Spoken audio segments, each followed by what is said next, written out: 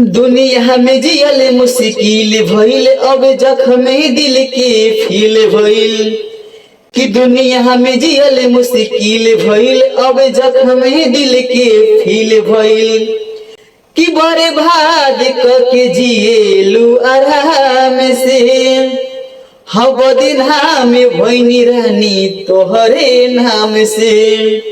कि बर्बाद करके जिएलू आराम से, हब दिन में भइनी रानी तोहरे नाम से। हडेगे डेगे काटे बोआइल, नामुमकिन बा पावे धइल। अपने खास देखल ना चाहे, करके दुश्मन लोगे भइल।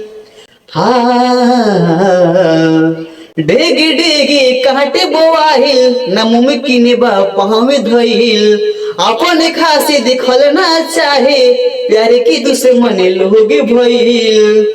प्यार की फूल सुखल नौरते वाली घाम से। कि बोदे नाम भइनी रानी तोहरे नाम से, हमारे बाद को के जिएलू आराम से। कि बोदे नाम भइनी रानी तोहरे नाम से। कि सपना टूटल शीशा जैसे, दिल चकनाचूर भइल।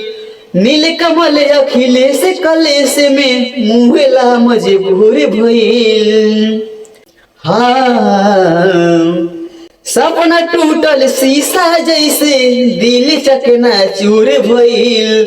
नील कमल अखिलेश कलेश में, मुहेला मजबूर भइल। सपना टूटल शीशा जैसे, दिल चकनाचूर भइल। नील कमल अखिलेश कलेश में, मुहेला मजबूर भइल। तू सलामती रहर जी रही राम से। कि बदे नाम भइनी रानी तोहरे नाम से, हमारे भाद के जिएलू आराम से। कि बदे नाम भइनी रानी तोहरे नाम से। दुनिया में जियल मुश्किल भइल, अब जख्म दिल के फील भइल।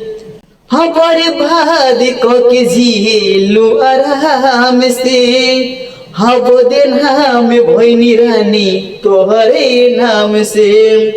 बर्बाद करके जिएलू आराम से। कि बदिन में भइनी रानी तोहरे नाम से। जय बता दी, लव यू।